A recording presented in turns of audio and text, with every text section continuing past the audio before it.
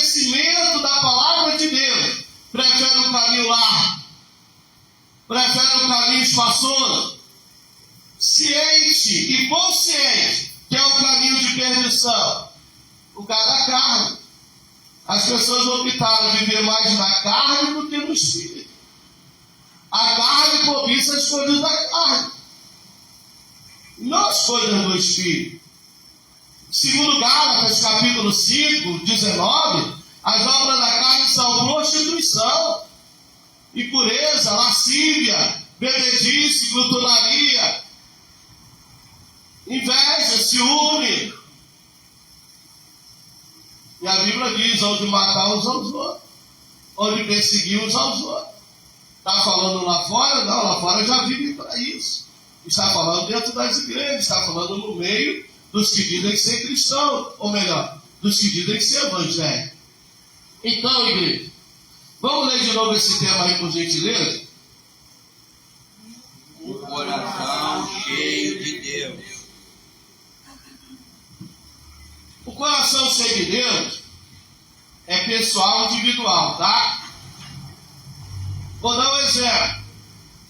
Um jovem pode ter o coração cheio de Deus. E eu, obreiro, posso não ter o coração cheio de Deus. Mas você não é o pastor? Isso não diz que eu tenho o coração cheio de Deus. Eu posso até ter tido, só não permaneci com o coração cheio de Deus.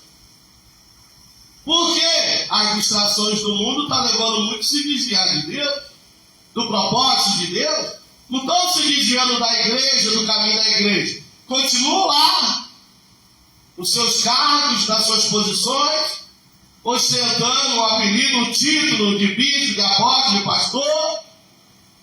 Continua à frente da obra, continua. Porque Mateus 7 vai dizer: Senhor, em teu nome expulsei demônio, em teu nome curei enfermos, em teu nome eu fiz maravilha. Só usou o nome dele, mas não tinha parte nenhuma com ele. E assim está vivendo a igreja hoje. O povo está se contentando, está na casa de Deus, usar o nome de Jesus, mas não se converter a Cristo Jesus. Por isso os escândalos. Por isso os escândalos. E a gente não devemos nos distrair. Por que, pastor? Porque salvação é pessoal e individual.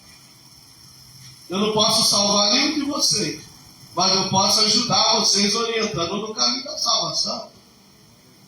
Mas a opção de estar no caminho, de seguir no caminho, é de cada um de vocês. Vocês leram aí o Salmo 51. O salmista no Salmo 51, ele pede a Deus algo. Ele pede a Deus que cria nele um coração puro, que renova nele o espírito reto, que tornasse a dar a alegria da salvação. Porque se ele está pedindo, torna a dar a alegria da salvação, é porque ele tinha perdido a alegria da salvação. E quando os crentes já perderam a alegria da salvação, quando os crentes já perderam a alegria de estar no círculo de oração, de estar no culto de ensino da palavra de Deus, de estar numa escola bíblica dominical, de estar participando do culto de adoração ao Senhor, já perderam a alegria, já perderam o prazer, já não tem mais graça de estar na casa do Senhor. Quando vem por hábito, vem por costume, mas não vem com propósito. Não vem por hábito, por costume. Eu não lembro quando foi a última vez que eu fui na igreja, aí eu vou lá, aí vem. Mas não vem porque ama a Deus, não vem porque adora a Deus, não vem porque quer sentir a presença de Deus. Não. E assim caminha a humanidade.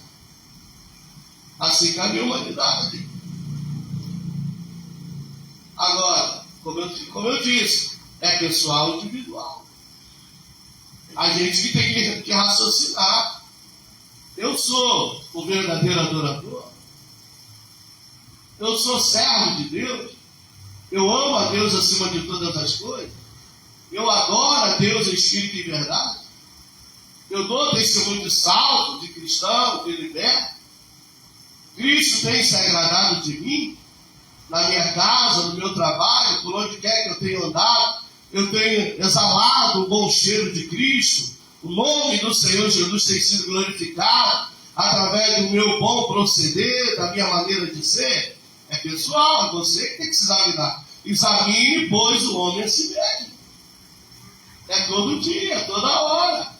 Eu faço isso toda noite antes de dormir. Eu sento na minha cama e fico me examinando.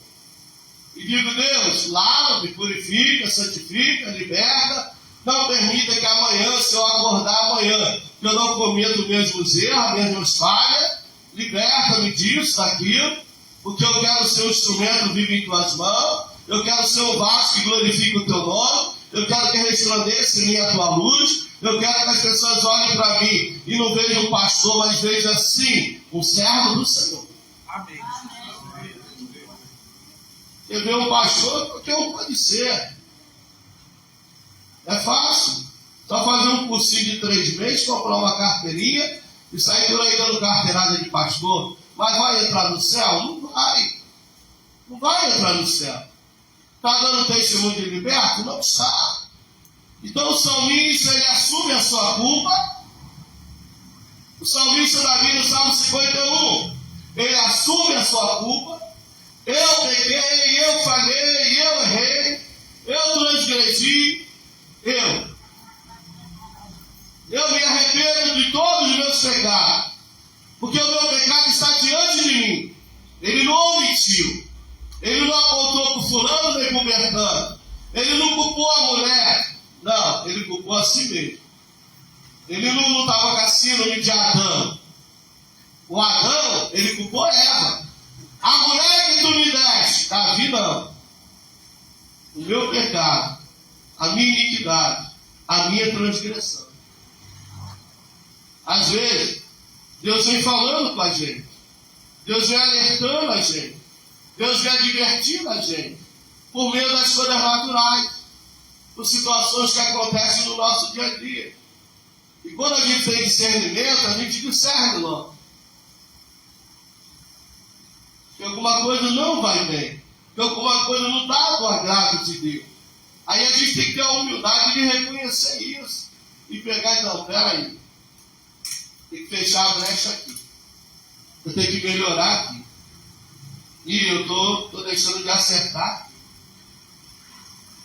mas é pessoal individual. A gente não pode fazer disso algo natural. Ah, todo mundo erra, todo mundo falha, todo mundo peca. Quem que tem? Mas todo mundo vai, todo mundo fala, todo mundo faz.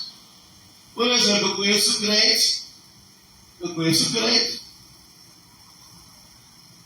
que gosta de beber. Aí porque todo mundo bebe, toma uma cachaçinha, uma cervejinha, um chopinho, aí eu vou tomar também. Ah, pastor, mas esse calor aí está pedindo. E aí? Entendeu? Alguém já me perguntou. Mas, pastor, a Bíblia diz que, que não se embriagar, mas beber pode. Eu falei, pode. Pode sim, querido. Pode beber. Quem disser que não pode, está errado. Pode beber. Entendeu? Porque quando a pessoa já vem perguntar, ela já vem perguntar sabendo o que ela quer beber. Porque o sábio, ele não vai fazer uma pergunta dessa. O cristão não vai querer saber disso. Sabe por quê? Porque ele está se preocupado em se encher do Espírito Santo. Ele não quer saber se pode fumar ou não, se pode beber ou não, se pode adulterar ou não, se pode fornicar ou não. Ele quer saber que tem que se libertar para entrar no céu. Porque isso são coisas da carne. Então ele não vai dar lugar para as vaidades da carne. Ele não vai buscar as coisas da carne. Porque ele está se enchendo do Espírito e buscando as coisas do Espírito. Ele não quer saber disso. Eu, por exemplo, eu não quero saber disso, não me interessa isso. Se isso pode ou aquilo pode. Para satisfazer o meu ego? Para alimentar o meu eu? Não, eu quero saber o que vai me elevar para Deus. Que vai me direcionar para Cristo. Que vai me ajudar a me manter com o coração cheio de Deus. Vamos lá, você pode ler comigo? Eu vou ler aqui na minha tradução, diz, vou dar acompanha aí. De acordo com a Bíblia, é um coração que está completamente entregue, dedicado e cheio do Espírito Santo, refletindo os valores e o caráter e a vontade de Deus. Ter um coração cheio de Deus significa estar em comunhão íntima com Ele, permitindo que Sua presença transforme nossos pensamentos, atitudes e ações, permitindo que Ele nos lave, que Ele nos purifique, que Ele nos liberte, que Ele nos transforme. Por exemplo, a pessoa vem cheia de mazela, cheia de carrapicho, vem de uma vida de pecado, de iniquidade, de mentira, de engano, de opressão. Ela vem. Só que quando ela tem um encontro com Jesus, ela vai ouvir de Jesus o que Nicodemos ouviu. Nicodemos, necessário é nascer de novo. Ou seja, o que Jesus está dizendo? Você tem que deixar ser lavado para se tornar uma nova criatura. Tem que nascer de novo. Agora, como pode um homem velho entrar no ventre da sua mãe e nascer de novo? Não. Agora você não vai nascer fisicamente, agora você vai nascer da água e do Espírito, porque a palavra lava, a palavra purifica, a palavra santifica, a palavra liberta, a palavra regenera, a palavra transforma. Agora saia as obras da carne e entra o fruto do Espírito: amor, longanimidade, benignidade, mansidão, fé, temperança. Aí a gente não tem mais prazer nas coisas passadas. Por exemplo, eu fumava. Agora, quando eu passo alguém com cigarro, eu sinto o cheiro, me dá até ânsia de vômito. Me faz mal, o cheiro, só sentir o cheiro me faz mal. Não suporto o cheiro. Nossa, o velho toque tudo, me dá aquela... Tem que sair de perto. Mas alguém disse para mim não fumar mais? Não.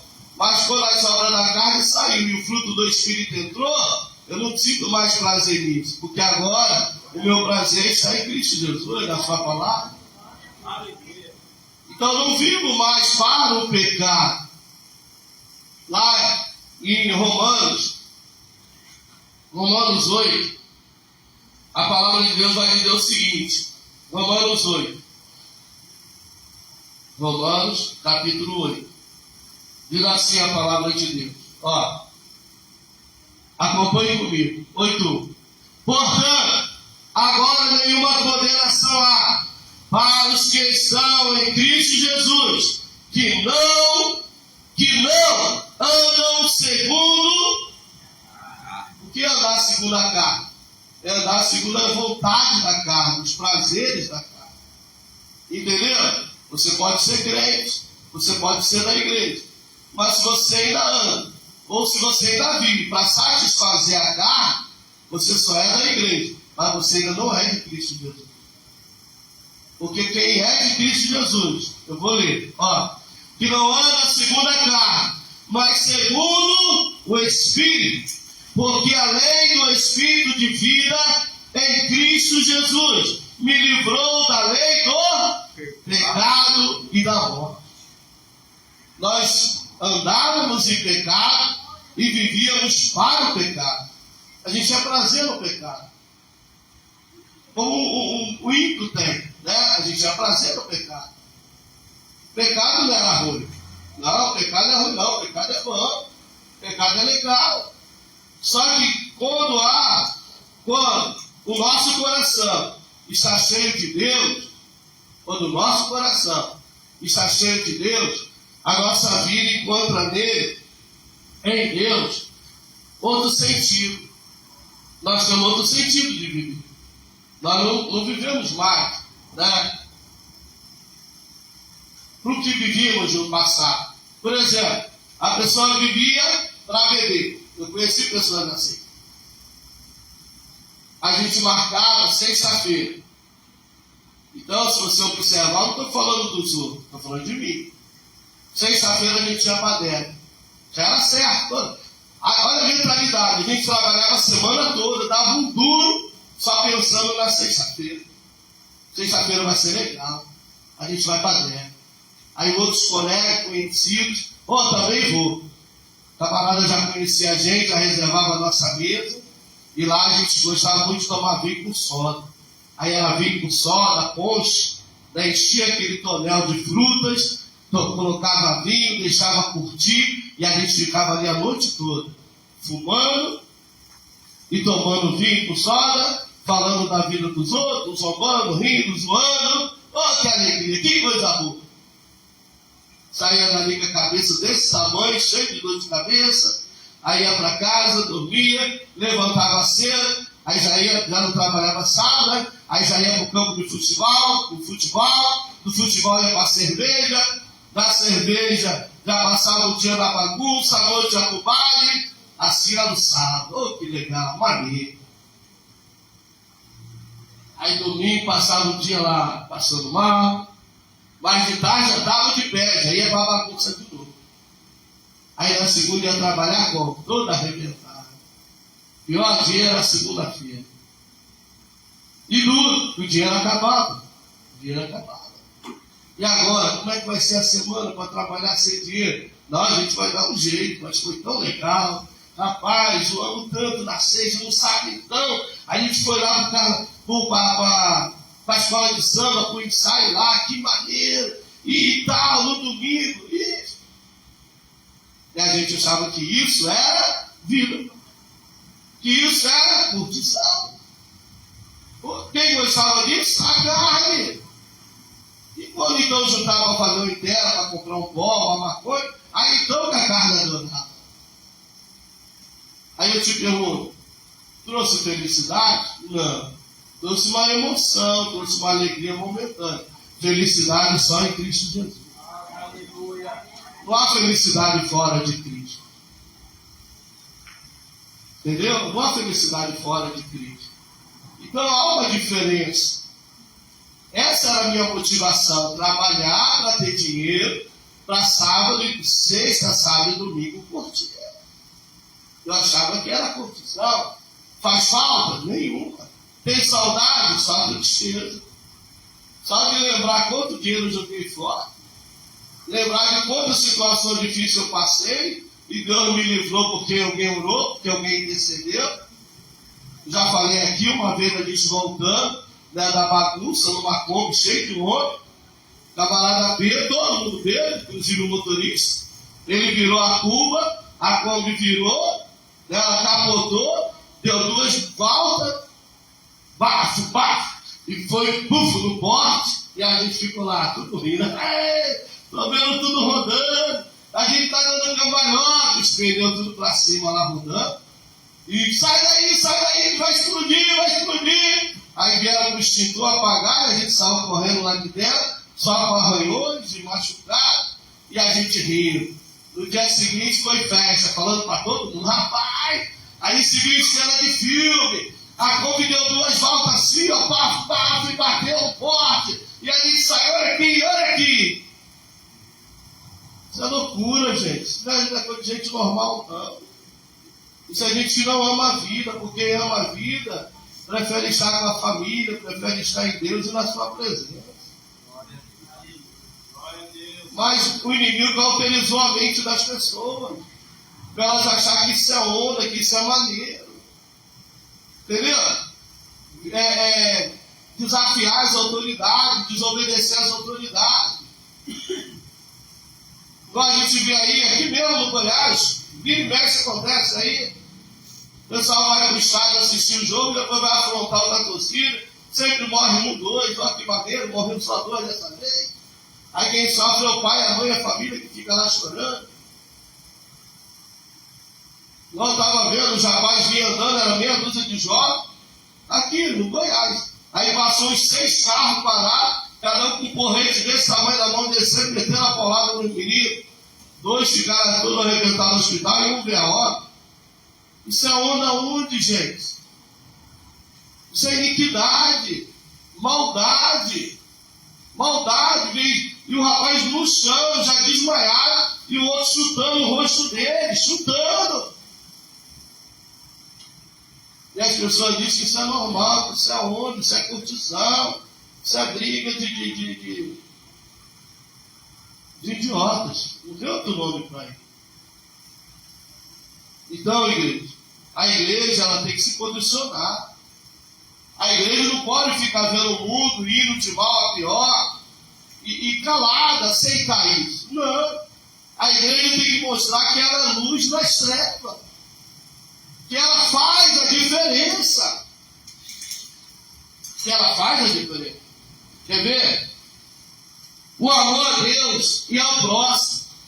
Se você esperar o mundo demonstrar amor para com o próximo, não vai. Se você esperar o mundo demonstrar amor para com o próximo, não vai. O mundo está aí matando uns aos outros.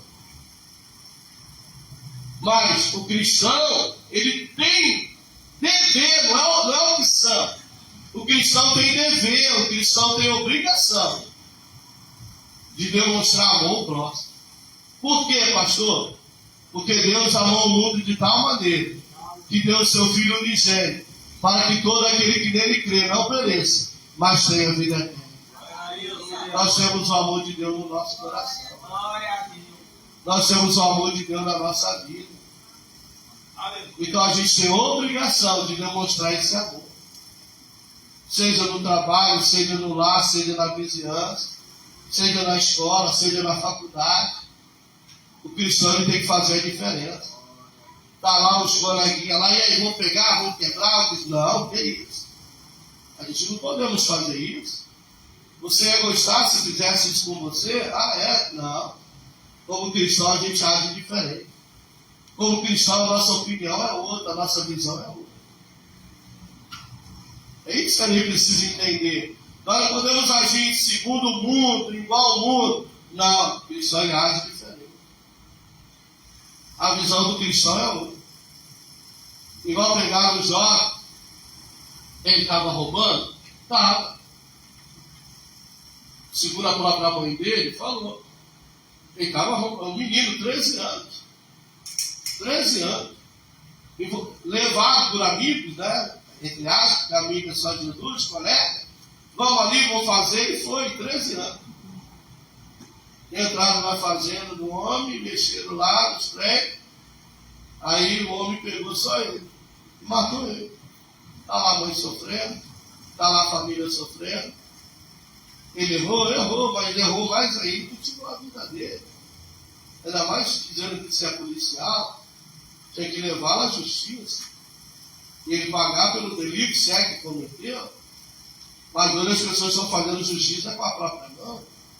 Estão dando lugar mais para a iniquidade, para a maldade, para a carne, do que para a bondade, do que para a misericórdia. Olha a falta do fruto do Espírito que ele faz.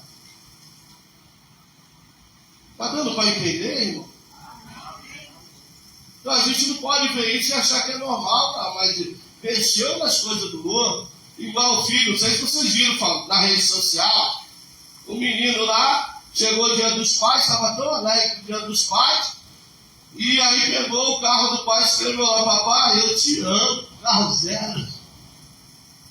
Aí o pai chegou, olhou para aquilo, mas ele se desesperou. A mulher: não, calma, isso aí a gente manda pintar e tal. Mas meu filho, por que você fez isso? Ah, porque eu queria fazer uma surpresa para o meu pai. Imagina se fosse o pai, né?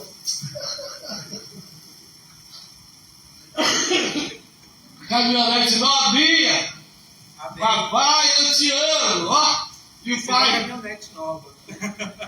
Gente, tudo bem que como carne a gente fica na hora, meu Deus, o que é isso? Mas aí você para, respira, não. Se eu der um lugar para cá, eu vou corrigir, mas eu vou me exceder e não é por aí, acabou. Porque uma coisa eu aprendi, né? Que a gente não deve deixar se levar pela emoção do momento. Porque na emoção do momento você perde a razão, ainda mais sendo cristão. Entendeu? No momento ali, no calor da emoção, você fala, xinga, briga. E aí? Depois alguém vem e diz: você não é da igreja, você não é crente, você não é pastor. Ia lá o irmão dizendo o que ia fazer, o que ia acontecer. Olha só. Então a gente não pode deixar se levar pelo calor do momento. Ainda mais quem tem Deus no seu coração. Ainda mais quem tem o Espírito Santo de Deus na sua vida. Entendeu? Então vamos ler aí, a igreja pode ler? 1. Amor a Deus e ao próximo. O coração cheio de Deus é caracterizado pelo amor a Deus acima de tudo e ao próximo como a si mesmo. Este amor é fundamental para viver de acordo com a vontade de Deus. Vamos ler Mateus 22, 37 ao 39. A igreja. Jesus disse: amarás o Senhor teu Deus de todo o teu coração, e de toda a tua alma, e de todo o teu pensamento. Este é o primeiro e o grande mandamento. E o segundo, semelhante a este, é: amarás o teu próximo como a ti mesmo. Vocês sabem por que Deus pediu a Abraão que sacrificasse a ele o seu Isaac? Está dentro desse texto aí. Porque o amor ao Isaac estava tomando o lugar do amor a Deus no coração de Abraão. Aí Deus vira para Abraão e disse: Abraão, porque o próprio Abraão já tinha falado, o meu filho da promessa, quem eu amo. Aí Deus, epa, você deve amar o filho, zelar pelo filho, cuidar bem do filho, mas jamais deve colocar Deus no segundo plano. Primeiro Deus, segundo a família, terceiro as demais coisas. Primeiro Deus, porque se Deus não tiver no nosso coração, na nossa vida, se Deus não for prioridade, as outras coisas também não vai dar certo. Tem muita gente priorizando as demais coisas e não a Bíblia. O amor para Deus no coração dele já ficou de lado. Será que de fato temos amado a Deus acima de todas as coisas? Volta aí o 28, por favor. 27, né? 27. Jesus lhe disse: amarás o Senhor teu Deus de todo. Não é metadinho. Não é metadinho. Aí eu amo a Deus, mas eu amo mais. Eu amo a Deus, mas eu amo mais. Não. O amor ao Criador não pode estar abaixo do amor à criatura e nem às coisas criadas. Quantos crentes eu conheço, vocês também, que vão estar desviados, fora do caminho, porque não amaram a Deus, mas amaram a criatura, depois se decepcionaram com a criatura, né, por ser criado com ele, com ela, e agora está lá no mundo no pecado. Porque se tivesse amado a Deus, estaria dentro da casa de Deus. Se tivesse amado a Deus, estaria no caminho do Senhor. Porque passa o que tiver que passar. Quem ama a Deus de fato e tem Deus verdadeiramente no seu coração, suporta. Amém. Deus dá graça para suportar, Deus dá graça para lidar, Deus dá graça para vencer. Eu estou desde quarta-feira passando mal, você não tem ideia. Começou na cabeça, passou para o nariz, agora no ouvido, garganta, mas nada disso me impediu de estar orando e adorando a Deus. E a senhora perguntou: eu quero ver como é que você vai dar doutrina hoje desse jeito. Falei: Deus vai me dar graça, eu vou ministrar a palavra dele. Eu podia estar lá deitado lá, à vontade, não, eu estou passando mal, estou ruim, vou ficar aqui. Falei: não, se eu ficar aqui não vai melhorar em nada, eu vou lá na glória de Jesus que vai embora. As pessoas ligaram: pastor, o senhor está melhor? Eu falei: estou caminhando pela graça. Pastor, o senhor está todo, Jesus está no barco, Jesus é bom em todo o tempo. Essa é a minha resposta. Por quê? Falei terça-feira passada sobre o nome de Jesus. E que Jesus é na nossa vida, Ele é conosco. Então eu creio que Ele é comigo, independente da circunstância ou situação. Jesus está no controle. E se Ele permitiu que o mal me atingisse, é porque Ele tem propósito nisso. Então louvado seja o nome do Senhor.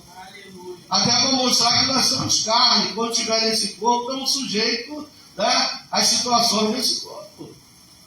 Eu fui lá no médico lá e a doutora virou para mim e falou: nossa, é tanta gente que está assim. Falei: graças a Deus, né? Sou eu. E aí? Só que o cristão tem que fazer a diferença, né? Tanta gente está acima do cristão, não perde a alegria, não perde a confiança, não deixa de amar a Deus acima de todas as coisas. Então, igreja, amar a Deus não é uma opção nossa. Amar a Deus é um dever, amar a Deus é uma obrigação. Um dia, eu e minha esposa, a gente estava conversando e tal, se entendendo para casar. E ela perguntou, você me ama? Eu falei, eu amo a Deus. Eu amo a Deus. Mas eu falei, não, te amo também. Só que eu quero que você entenda que primeiro eu amo a Deus. E eu só consigo te amar amando a Deus. A fidelidade passa pelo amor a Deus. Tá? Comprometimento com a família e passa pelo amor a Deus. Porque aí vai temer a Deus e vai procurar fazer as coisas, né, com temor a Deus.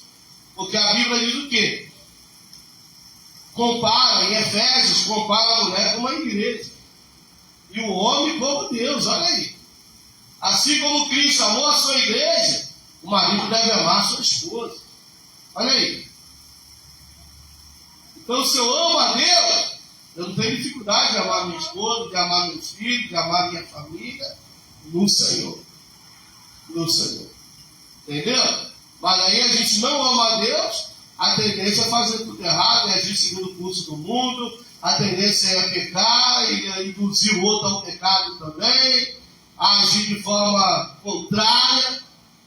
Mas se você ama a Deus, você sempre vai buscar o bem dos seus. Por quê? Não ser. Não ser. Porque você tem o amor de Deus no seu coração. O amor de Deus nos impulsiona aí. Por exemplo, a gente está lá, os irmãos lá, graças a Deus, lá em Moçambique, a obra crescendo, a obra prosperando, o povo se alimentando, as crianças estavam sem material para ir para a escola.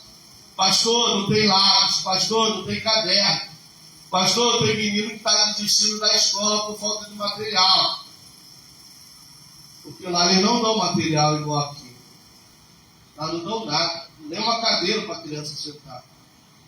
Aí eu falei, vamos orar, você ora daí, eu oro daqui, Deus vai prover. E oramos e Deus proveu.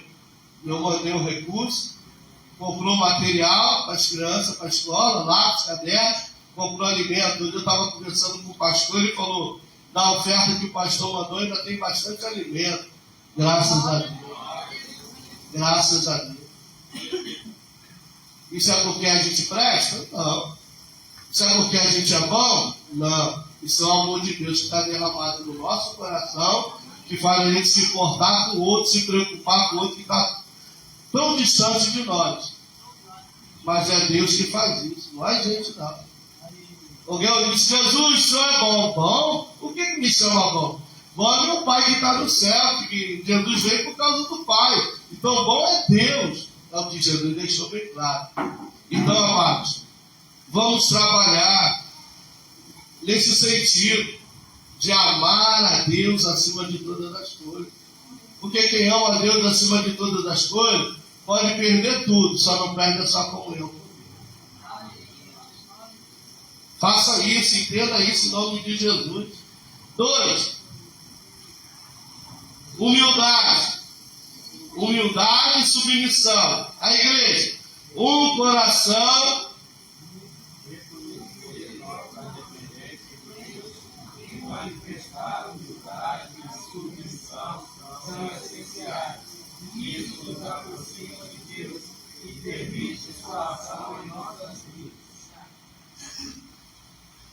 Mas aí é pessoal, tá? Deus está falando, a gente está ouvindo, está analisando o que está ouvindo. Espera aí, essa palavra falou comigo. Realmente eu preciso mais me chegar para Deus, eu preciso mais me voltar para Deus. Ou eu preciso voltar ao primeiro amor, voltar às primeiras obras. Eu me lembro que eu era um crente mais atuante, mais consagrado a Deus. Nossa, o irmão não sabe. Eu orava tantas horas por dia. Eu li a Bíblia tantas horas por dia. Eu jejuava tantas vezes por semana. Eu vivi uma vida de propósito com Deus, de comunhão com Deus. Mas agora, realmente eu estou deixando a desejar. Nem lembro quando foi a última vez que eu jejuei, que eu consagrei a minha vida ao Senhor. Nem lembro quando foi a última vez que eu peguei a Bíblia para ler ali com fome, sede, com aquele entusiasmo que eu tinha, aquela dedicação. É mesmo. Eu estou distante. Está entendendo? Amém? Amém. Mas é pessoal individual. É você que tem que se analisar. É você que tem que rever os seus conceitos. É você que tem que parar e pensar, peraí, eu preciso ter uma vida com Deus. Não me contentar em apenas ser da igreja, ser crente. Não. Eu quero ter minha experiência pessoal com Deus. Eu quero ter minha experiência pessoal com Deus. Eu quero ser usado por Deus, para levantar do caído, para a cura do enfermo, para a libertação do oprimido. Eu vejo os irmãos falar que orou e Jesus curou. Eu vejo os irmãos falar que estava assim, Deus falou com ele, falou com ela. Se eu sou de Deus também, eu quero ouvir Deus falar comigo também. Aí a gente vai fazer o quê? A gente vai se consagrar para isso. A gente vai se dedicar mais a Deus para que isso seja verdade na nossa vida. Não é de qualquer maneira, não é de qualquer jeito. Eu conheci muito cristão que tinha contato com Deus, que tinha intimidade com Deus. Homens, mulheres de Deus, que Deus falava através deles, que era algo tremendo. Tremendo, irmão.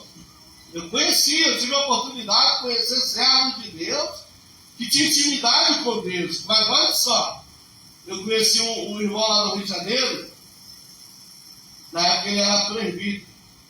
Ele dirigiu um trabalho de libertação, acho que segunda-feira. Olha como é que era o trabalho, lotado. Toda segunda-feira enchia.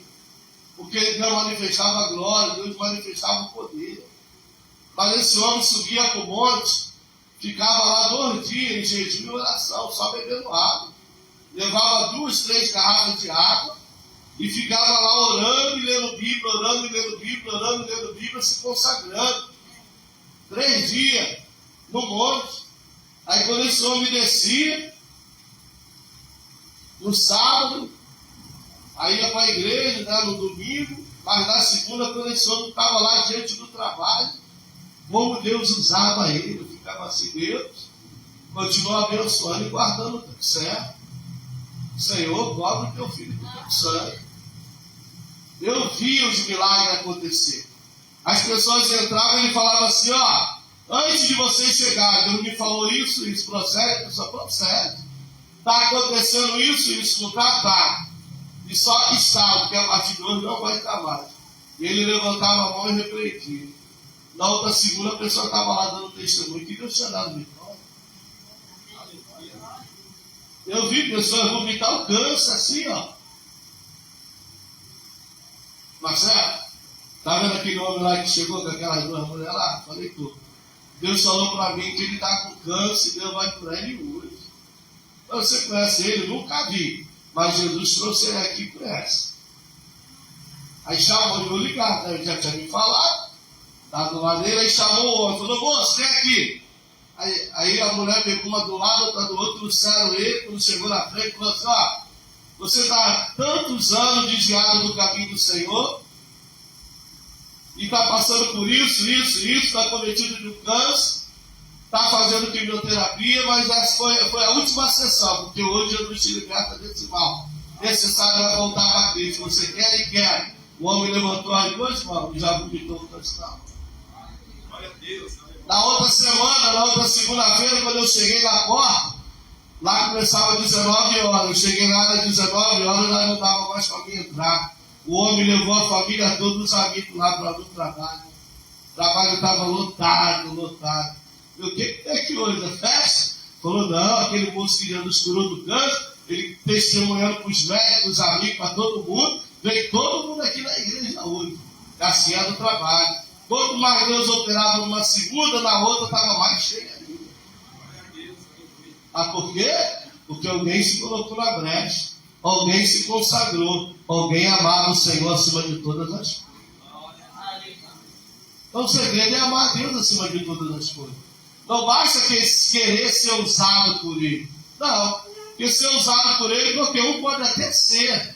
Agora, ser usado por Ele para a glória dEle, é só quem ama Ele. E quantos aí se promovem com o nome de Jesus?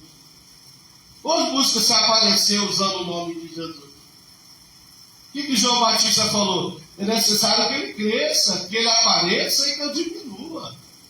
Ou seja, não é eu que tenho que aparecer, quem tem que aparecer é Ele. O nome que tem que ser glorificado não é o meu, é o nome dele.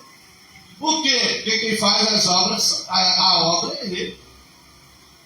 E quando a gente crê nisso, que Deus usa pela sua graça, que Deus faz, aí isso nos motiva mais ainda a nos consagrar a Ele. Sirva a Deus com amor, sirva a Deus com humildade, sirva a Deus com submissão, seja submisso. Quer ver um exemplo? João, né, lá no canal da Galileia, lá nas bodas, Maria chega para Jesus e disse: Jesus, não tem vinho, acabou o vinho. Olha a humildade. Mulher, o que tenho eu contigo? Vai chegar na minha hora. Olha a humildade de Maria. Maria levanta e sai e vai até os serventes. E chegando lá nos serventes, ela vira para eles e diz: ó, fazei tudo o que ele vos disser. Entendeu? O que ele mandar, vocês façam. Tá bom. Ela não podia sair dali: eu sou mãe dele, isso é maneira de tratar a mãe dele. Por que ele falou assim comigo? Eu só falei para ele que não tem mais vinho. Não, ela foi humilde. Ela entendeu que quem falava com ela não era o Jesus, filho dela, mas sim o Cristo, o Filho de Deus. Opa, vou me colocar na minha posição de serva. Sim, senhor. Fazer tudo que ele vos disser. Humildade.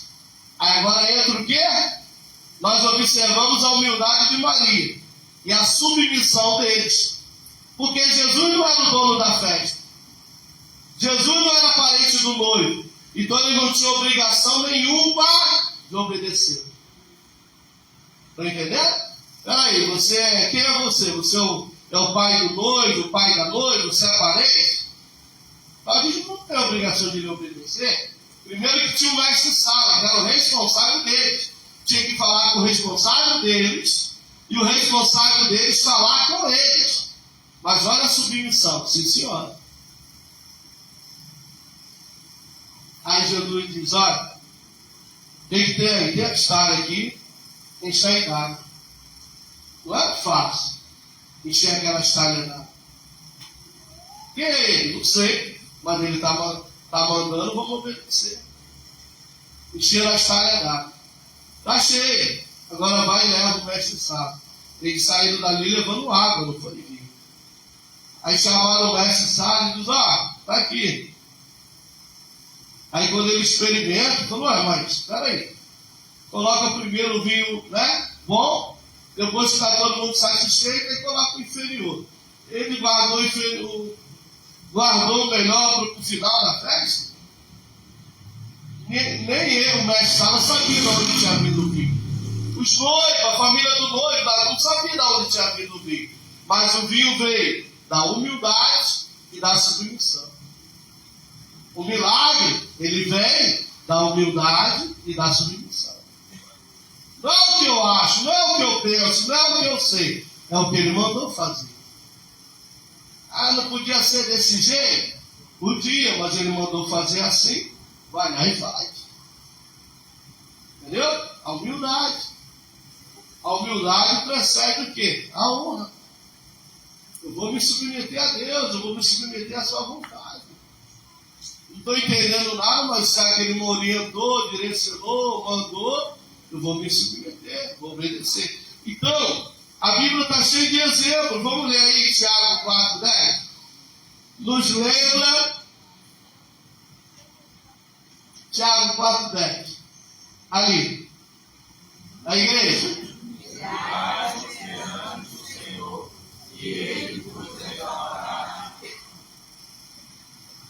Humilhar é isso, é submeter. Humilhar é reconhecer a autoridade do outro. E é bom quando a gente reconhece a autoridade dele. A autoridade de Deus, a autoridade da liderança, daqueles que estão sobre as nossas vidas. Entendeu? É importante a gente reconhecer a autoridade. E louvar a Deus, né? Por estar debaixo da autoridade de liderança. Não, eu tenho uma liderança, eu faço parte de uma igreja que não só tem pastor, mas tem liderança. Pois eu estou debaixo da autoridade deles. Por quê? Porque eles estão debaixo da autoridade de Deus. E a gente vê tanta gente dando cabeçada por aí, né? Que não estão debaixo da autoridade de Deus, e automaticamente as ovelhas não estão debaixo. Se o líder não está debaixo da autoridade de Deus, automaticamente a ovelha não vai estar debaixo da autoridade. Porque ela vai estar debaixo da autoridade de homem. Achando que está servindo a Deus e está servindo a homem. Olha aí. Então o segredo é você estar debaixo da autoridade de uma liderança, que à luz da Bíblia você consegue discernir que está debaixo de uma autoridade de Deus. Como é que você sabe que o teu pastor está debaixo da autoridade de Deus? É a coisa mais simples do mundo. É pela palavra de Deus. Entendeu?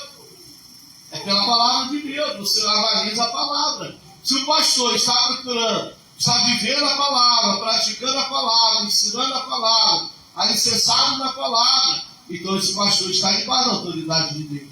Mas se você olha, o pastor não ensina a palavra, não pratica a palavra, não vive segundo a palavra, peraí, esse pastor não está debaixo da autoridade de Deus.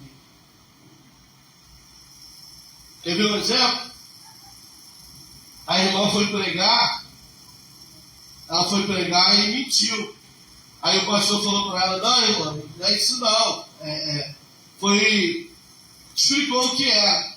Aí ela falou assim, não, pastor, mas uma mentirinha só não tem nada a ver não, mentirinha santa também é de Deus. Né, irmão?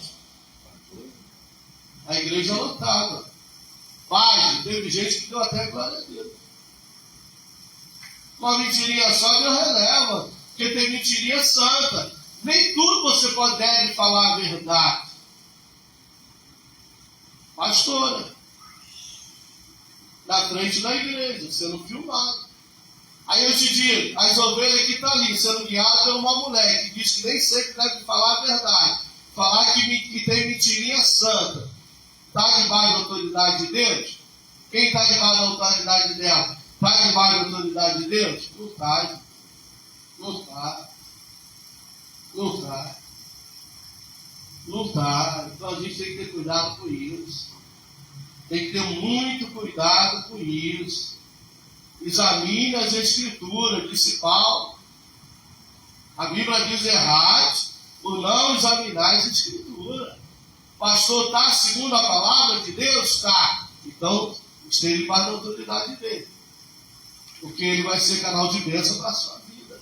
Aleluia. Mas se ele não está na palavra, foge disso. Porque ele vai ser maldição para a sua vida, ou ela. Vai que uma pastora vai ensinar que tem mentirinha santa e que mentir. Não, é errado. A moça perguntou, olha só, eu estou desviada e voltei agora para a igreja, mas eu estou no pecado. Ela escreveu, estou no pecado. E eu queria, domingo é Santa Ceia, eu queria participar da Santa Ceia. Eu posso? De 10 falou que ela podia. Pode. Você voltou para a igreja, se consertou com Jesus, você pode ceiar. Porque a ceia vai te fortalecer, a ceia vai te curar. 10 falaram que ela podia. Um só disse que não. E os que falou que sim, ainda fica contra o que disse que não. Aí ela mesma escreveu lá, não, gente, eu sei que não devo ceiar. Então, para quem está perguntando? Só para ela ver a opinião dos crentes. Ó. Como é que pode? Ela disse, eu estou no pecado. E aí? Então ela pode cear no pecado? Eu não escrevi, mas não poderia dizer, você até pode, ciente que está ceando para a sua própria condenação, que há muitos fracos e doentes, outros até que morrem. Não é melhor você se consertar primeiro? Deixar o pecado, a iniquidade, se converter a Cristo? Aí eu te pergunto, está amando a Deus? Não, está amando os homens, mas a Deus não. Está amando a Deus? Não, porque quem ama a Deus prefere Deus. Eu escolho Deus, eu quero Deus. Não é cantar o louvor igual tem gente aí que sabe. Eu quero Deus, eu escolho Deus, eu amo a Deus. E sai para viver no pecado, para o pecado, satisfazer o ego, alimentar o eu, a carne. Que Deus é esse que está amando? Que Deus é esse que está amando? Então a gente precisa entender isso, que amar a Deus acima de todas as coisas, não é de qualquer coisa. Obediência parcial